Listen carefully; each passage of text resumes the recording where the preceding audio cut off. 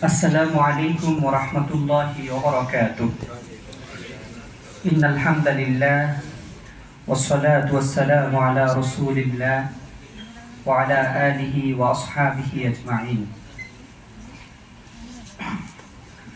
বাংলাদেশ বিমান বাহিনী পরিচালিত ঢাকার অন্যতম শ্রেষ্ঠ বিদ্যাপীঠ বিএফ শাহীন কলেজ কুর্মিটোলা কর্তৃক আয়োজিত পবিত্র ঈদ মিলাদুন্নবী সাল্লাল্লাহু আলাইহি সাল্লাম উপলক্ষে আলোচনা সভা ও দোয়া অনুষ্ঠানে উপস্থিত সম্মানিত কলেজ অধ্যক্ষ group captain Mohammad Nure Alam FWC PSC sir, আর উপস্থিত রয়েছেন সম্মানিত কলেজ উপাধ্যক্ষদ্বয়, কলেজের স্টুডেন্ট ম্যাম, সহকারী প্রধান শিক্ষকবৃন্দ ও উপস্থিত সম্মানিত শিক্ষক মণ্ডলী এবং আমার প্রাণপ্রিয় শিক্ষার্থীরা। আমরা সর্বপ্রথম সে মহান আল্লাহ রাব্বুল আলামিনের দরবারে শুকরিয়া আদায় করছি, যিনি আমাদেরকে এত সুন্দর একটি আয়োজনে অংশগ্রহণ করার তৌফিক দিয়েছেন। সেজন্য আমরা শুকরিয়া আদায় করছি, আলহামদুলিল্লাহ। প্রিয় শিক্ষার্থীরা, আমরা যে মহামানবের জীবনী আলোচনা করতে চাই, তিনি ঠিক এমন একটি সময় পৃথিবীতে এসেছেন যে সময়কার প্রায় 570 বছর পৃথিবীতে আর কোনো নবী আসেননি। হযরত মুহাম্মদ সাল্লাল্লাহু আলাইহি সাল্লাম যখন পৃথিবীতে আবির্ভূত হন, তার আগের সময়কে বলা হয় আইয়ামে জাহলিয়াত তথা অন্ধকার যুগ। এই যুগে ওই সময় শক্তিমানের মুখের কথাই ছিল আইন, অবাধে চলত অন্যায়, অবিচার, অত্যাচার, অনাচার, ব্যভিচার, চুরি, ডাকাতি, হত্যা ও রক্তপাত। ক্ষুদ্র ক্ষুদ্র গোত্রে বিভক্ত ছিল সমাজ। ছিল না সুবিন্যস্ত কোনো রাষ্ট্র ব্যবস্থা, অবিসংবাদিত কোনো নেতৃত্ব। প্রাত্যহিক উদরপূর্তি, জৈবিক চাহিদা পূরণ বা বৈষয়িক ভোগ বিলাস ছাড়া মানব জীবনের যে মহিমান্বিত কোনো লক্ষ্য উদ্দেশ্য থাকতে পারে, সে কথা তারা কখনো কল্পনাও করতে পারেনি। ঠিক এমন একটি সময়ে পৃথিবীতে আবির্ভূত হন হেদায়েতের আলোকবর্তিকা নিয়ে আমাদের প্রিয় নবী, বিশ্বনবী হযরত মুহাম্মদ রাসূলুল্লাহ সাল্লাল্লাহু আলাইহি ওয়াসাল্লাম। হযরত মুহাম্মদ সাল্লাল্লাহু আলাইহি সাল্লাম পৃথিবীতে কেন আবির্ভূত হলেন, এই বিষয়ে মহান আল্লাহ তাআলা পবিত্র কোরআনুল কারীমের মধ্যে ইরশাদ করেন, ওমা আরসালনাকা ইল্লা রাহমাতাল লিল আলামিন।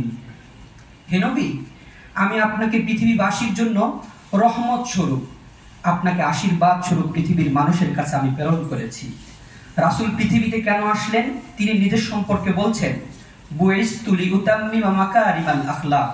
আমি পৃথিবীতে এসেছি উত্তম আদর্শ কেমন হয়, উত্তম চরিত্র কেমন হয়, সেটা তোমাদেরকে দেখানোর জন্যই পৃথিবীতে আমি এসেছি।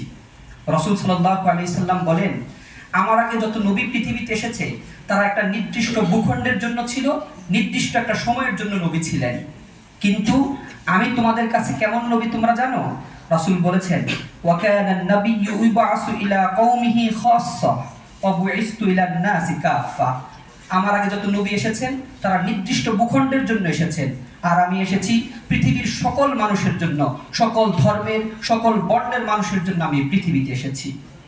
সম্মানিত উপস্থিতি, রাসূল সাল্লাল্লাহু আলাইহি সাল্লামের সংক্ষিপ্ত জীবনী আমরা শুনব।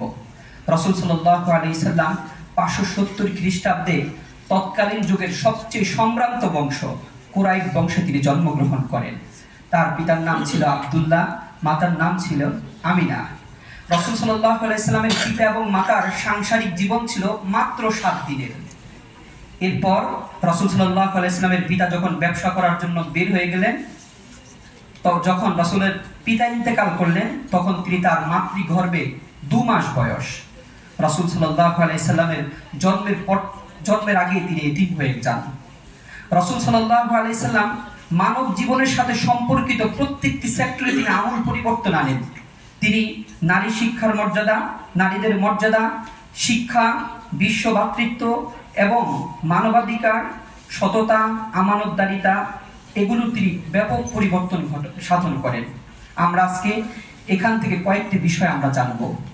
প্রথমে আমরা নারীর মর্যাদা সম্পর্কে জানব। রাসূল সাল্লাল্লাহু আলাইহি সাল্লাম যখন পৃথিবীতে আসেন, তখন নারীদের কোনো মর্যাদাই ছিল না। নারীদেরকে ভোগ বিলাসের পণ্য হিসাবে গণ্য করা হতো। এমন হতো যখন কন্যা সন্তান জন্মগ্রহণ করত পিতার চেহারাটা কালো বর্ণ ধারণ করত।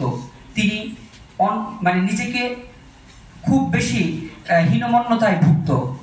কন্যা সন্তান জন্মগ্রহণ করেছে শুনে আর কখনো বাড়িতেও আসেনি, এরকম অসংখ্য ঘটনা রয়েছে। এমন হয়েছে, রাসূল সাল্লাল্লাহু আলাইহি সাল্লাম বলেন,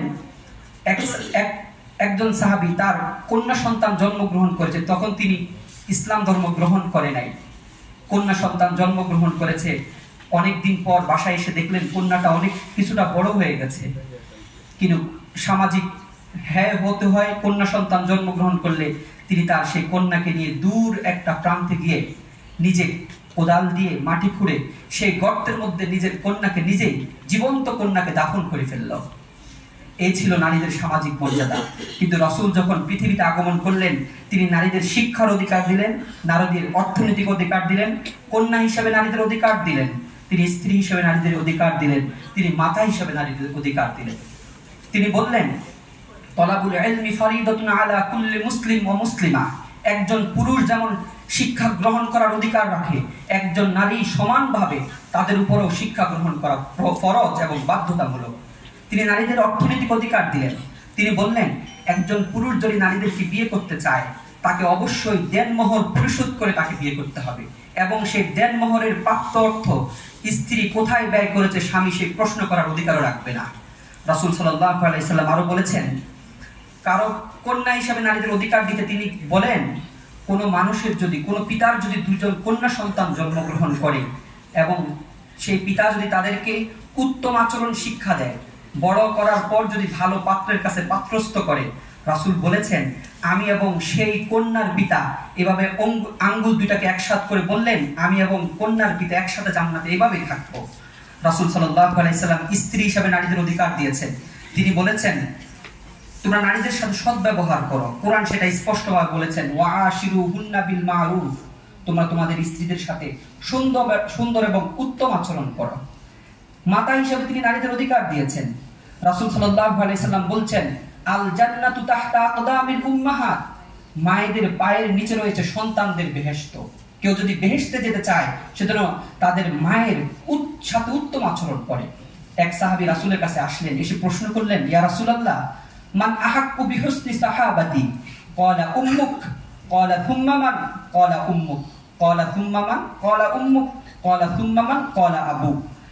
সাহাবী এসে প্রশ্ন করলেন, সবচেয়ে বেশি মর্যাদা পাওয়ার অধিকার কে রাখে ইয়া রাসূলুল্লাহ? বলছে, তোমার মা। বলছে, তারপর? বলছে, তোমার মা। বলছে, তারপর? বলছে, তোমার মা।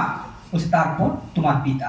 মানে একজন পিতার চেয়েও সম্মানের দিক থেকে, মর্যাদার দিক থেকে আমাদের মা 3 গুণ বেশি সম্মান পাবে। সম্মানিত উপস্থিতি, বিশ্ব ভাতৃত্ব প্রতিষ্ঠার ক্ষেত্রে মহানবী সাল্লাল্লাহু আলাইহি সাল্লাম এক মানে অভূতপূর্ব তিনি পরিবর্তন সাধন করেছেন। তিনি, তার বয়স যখন মাত্র 17 বছর, তখন মক্কা নগরীতে একটি যুদ্ধ হয়। সে যুদ্ধের নাম ছিল ফিজার যুদ্ধ। ওই যুদ্ধে অসংখ্য মানুষ আহত হয়, নিহত হয়। রাসূল সাল্লাল্লাহু আলাইহি সাল্লামের যুবক মন তখন নাড়া দিল যে হত্যাকাণ্ড কিভাবে বন্ধ করা যায়। রাসূল যুবকদেরকে নিয়ে বসলেন। হিলফুল ফুজুল তথা শান্তি সংঘ একটি মানে সংগঠন তিনি প্রতিষ্ঠা করেন। সেটার উদ্দেশ্য ছিল আত্মমানবতার সেবা করা, অত্যাচারীকে প্রতিহত করা, অত্যাচারিতকে সাহায্য করা, গোত্রে গোত্রে সম্প্রীতি স্থাপন করা। তিনি বিশ্ব ভাতৃত্ব প্রতিষ্ঠার ক্ষেত্রে মদিনার সনদ, যখন তিনি মক্কা থেকে মদিনায় চলে যান, তিনি মদিনায় গিয়ে একটি পৃথিবীর প্রথম লিখিত সংবিধান মদিনার সনদ প্রণয়ন করেন। সেখানে তিনি যে ধারাগুলো উল্লেখ করেছেন, সে ধারায় উল্লেখ রয়েছে একটা মদিনার রাষ্ট্রে বসবাসরত হিন্দু, মুসলিম, বৌদ্ধ যত ধর্মের মানুষ আছে সবাই শান্তিতে বসবাস করবে, সবাই তাদের ধর্মীয় এবং সামাজিক সকল কাজ নির্বিঘ্নে পালন করবে, কেউ তাদেরকে বাধা দিতে পারবে না। সম্মানিত উপস্থিতি, রাসূল সাল্লাল্লাহু আলাইহি সাল্লাম সাহাবীদেরকে আমানতদারিতা শিখিয়েছেন, কিভাবে রাষ্ট্রীয় সম্পদ রক্ষা করতে হয় তিনি তাদেরকে শিখিয়েছেন। আমরা একটি ঘটনার মাধ্যমে সেটা শুনব। রাসূল সাল্লাল্লাহু আলাইহি সাল্লামের যখন তিনি প্রেসিডেন্ট, তখন তার একটি অঞ্চলের অর্থমন্ত্রী দায়িত্বে ছিলেন হযরতে ওসমান রাদিয়াল্লাহু আনহু। ওসমান রাদিয়াল্লাহু আনহু সাহাবীদের মধ্যে সবচেয়ে ধনী ছিলেন। এক সাহাবী রাসূলের কাছে এসে বললেন, রাসূল, আমাকে কিছু খাবার দেন, আমার পরিবার কষ্টে আছে। রাসূল সাল্লাল্লাহু আলাইহি সাল্লাম বললেন, তুমি ওসমানের কাছে যাও, গিয়ে আমার কথা বলো। তিনি ওসমানের কাছে গেলেন, গিয়ে দেখলেন ওসমান রাদিয়াল্লাহু আনহু একটা বাতি জ্বালিয়ে কি যেন করছে। তিনি ওসমানের কাছে গিয়ে সালাম দিলেন। তিনি সালামের উত্তর নিয়ে বললেন, তুমি কি কাজে আসছো? বলছে, ব্যক্তিগত কাজে। তখন তিনি তার সামনে জ্বলন্ত বাতিটাকে ফু দিয়ে নিভিয়ে ফেললেন। ওই সাহাবী কিছু না চেয়ে আবার ফিরে গেলেন রাসূলের কাছে। তিনি বললেন, পরের দিন আবার তার কাছে রাসূল পাঠালেন। গিয়ে দেখলেন রাসূল সাল্লাল্লাহু আলাইহি ওয়াসাল্লাম তিনি বাতাসে উড়ে যাওয়া তুলা উড়ে যাচ্ছে। তিনি তুলাগুলোকে ধরে ধরে আবার বস্তায় করছেন। তিনি আজকেও না চেয়ে আবার চলে আসলেন। তিনি আবার রাসূলের কাছে বললেন, রাসূল তাকে আবার পাঠালেন। তিনি দেখলেন যে পিঁপড়া কিছু গুড় মুখে করে নিয়ে যাচ্ছে। তিনি সেই গুড়গুলোকে ধরে আবার বস্তায় করছেন। তিনি আবার রাসূলের কাছে গিয়ে বললেন, আমি তো এই অবাক কাণ্ডগুলো দেখছি, আমি তার কাছে কি চাইবো? বলে, তুমি আবার যাও, আবার গিয়ে তার কাছে কিছু চাও। তিনি বললেন, তুমি কেন আসছো? প্রতিদিন ফিরে যাচ্ছ, কিছুই বলছো না। বলছে, আমি অনেক কষ্টে আছি, আমাকে কিছু খাদ্য দেন। তখন তিনি বললেন, ওই যে মিশর থেকে ওট বোঝাই করে খাবার আসছে, তুমি ওখান থেকে যত ইচ্ছা খাবার নিয়ে যাও। বলল, কি বলেন, আপনি কি আমার সাথে মজা করছেন? আপনি সামান্য একটা পিঁপড়াকে খাইতে দিচ্ছেন না, সামান্য তুলা বাতাসে উড়ে যাচ্ছে সেটাকে আপনি যাইতে দিচ্ছেন না, আপনি বাতি জ্বালিয়ে কথা বলতে পারছেন না। বললেন, সাহাবী, আমার সামনে যে বাতিটা জ্বলন্ত দেখেছো, যে তুলাটা উড়ে যেতে দেখেছো, যে গুড়টা তুমি দেখেছো, এগুলো সব ছিল রাষ্ট্রীয় সম্পদ। আর আমাকে এখানে রাষ্ট্র এগুলো রক্ষণাবেক্ষণের দায়িত্ব দিয়েছে।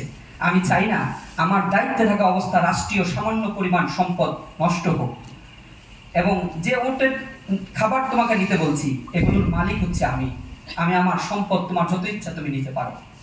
সম্মানিত উপস্থিতি, এ ছিল আমাদের প্রিয় নবী সাল্লাল্লাহু আলাইহি সাল্লামের জীবনী।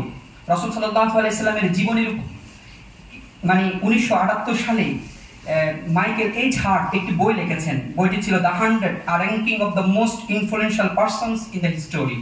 তিনি একজন বিধর্মী লোক ছিলেন, কিন্তু তিনি তার 100 মানুষের ইতিহাস লিখতে গিয়ে তিনি সবার আগে স্থান দিয়েছেন আমাদের প্রিয় নবী মুহাম্মদ সাল্লাল্লাহু আলাইহি সাল্লামের। এবং তিনি বলেছেন, আমি এই মানুষের জীবনী স্টাডি করে দেখেছি, যদি এই মানুষটাকে সবার প্রথমে না রাখি, তার প্রতি অবিচার করা হবে। তাই আসুন আমরা আমাদের প্রিয় নবী সাল্লাল্লাহু আলাইহি সাল্লামের জীবন থেকে আমরা শিক্ষা গ্রহণ করি। আমরা আমাদের ব্যক্তিগত জীবন, আমাদের পারিবারিক জীবন এবং সামাজিক জীবন, সকল জীবনে কল্যাণ যদি চাই, তাহলে বিশ্বনবীর জীবনের অনুসরণ করার কোনো বিকল্প নেই। হাযা মা ইনদি ওয়া কুল্লু ইলমিন মিনাল্লাহ। ওয়াসসালামু আলাইকুম ওয়া রাহমাতুল্লাহি তাআলা ওয়া বারাকাতুহু।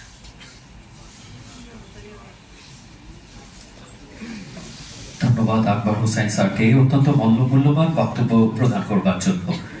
সম্মানিত সুধী, পবিত্র ঈদে মিলাদুন্নবী সাল্লাল্লাহু আলাইহি সাল্লাম উপলক্ষে BA